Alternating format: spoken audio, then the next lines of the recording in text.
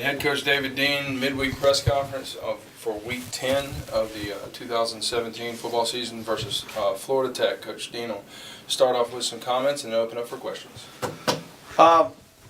Big game this week. Obviously, having to travel down to Melbourne, Florida, to play Florida Tech. Very good opponent.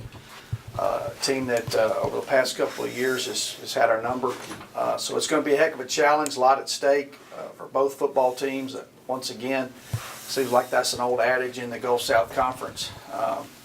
We're very proud to be a part of this conference and how strong it is. Every week you got to play good football, and this is going to be another instance where we do have to play very, very well on the road.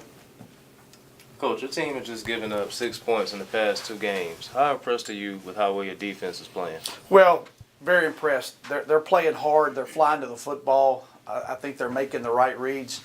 Obviously our defensive staff is doing an excellent job of putting a game plan together, and then our kids are executing it extremely well.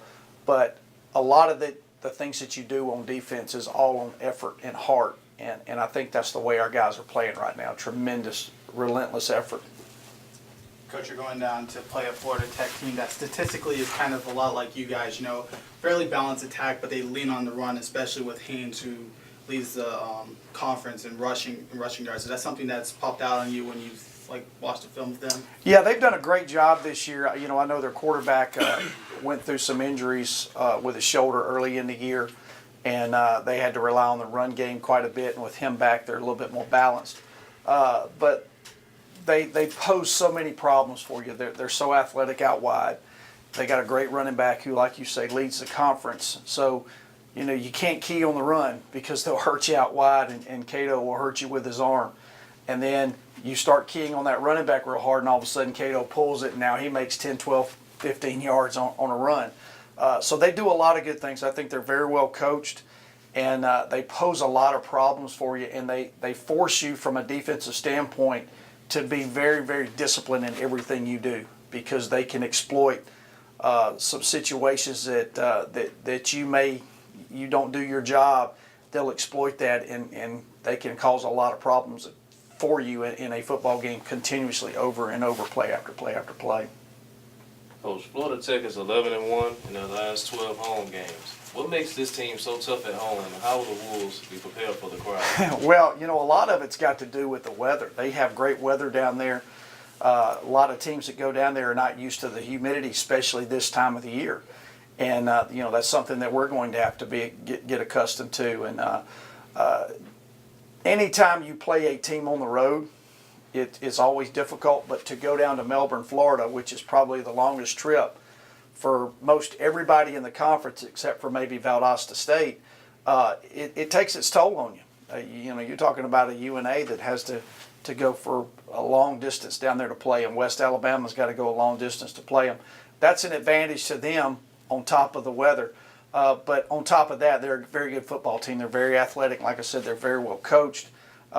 So every time you walk into that stadium, you know that you're going to get the best out of those guys, because they do play very, very well at home. Coach, you talked about him earlier, Antoine Hayes. He's averaging about 120 yards from scrimmage per game. How are you planning on slowing him down?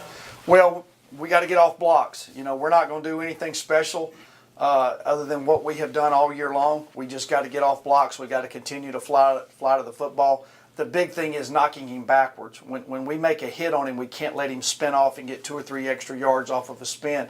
When we hit him, we got to wrap him up and not let him go forward. We got to push him back and not let him get those 2 or 3 what I call trash yards, just at the end of the play where he spins away or pushes the pile a little bit forward. We've got to be able to knock him backwards. And then the other thing is we have got to fly to the football. We got to get a lot of people around the ball, getting off blocks, and putting our hats on him as much as we possibly can. Coach, what jumps out to you about them defensively? Because they're limiting each opponent to only 50% completion percentage, plus they lead the conference in stopping teams on third downs for the most part. Well, they're very good up front. They've got 2 guys up front that are very, very dangerous. They got probably the best defensive end in the conference, best pass rusher, and he also plays the run very well.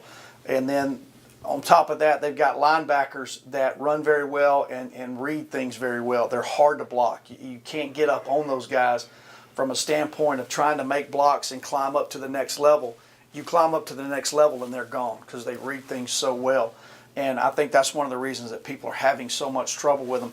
Where people have been successful with them is getting positive yards on first down, getting it into a second and short. That's when they're able to move the ball. But if they get you into a third medium, third and long, you're playing right into their hands, because what they do defensively, they try to confuse you. They roll people back and forth. They walk linebackers up on the line and then drop them, and they get you confused on who's coming in blitz packages. And when you get them when they get you into those third, medium, third and longs, that's when they like to play those games with you, and it becomes very difficult from an offensive line and running back standpoint. Coach, quarterback Mark Cato has thrown 8 interceptions. Will you be looking to bring extra pressure throughout the game to make him uncomfortable and force him into more turnovers? Well, it's hard to put a lot of pressure on him because he runs so well. If you load up and come on a blitz on him and all of a sudden he's got a crease, now he's running free with man coverage down the field. So we're not going to be able to do that type, play that type of defense on him. We're going to have to be, control him in the pocket, keep him in the pocket.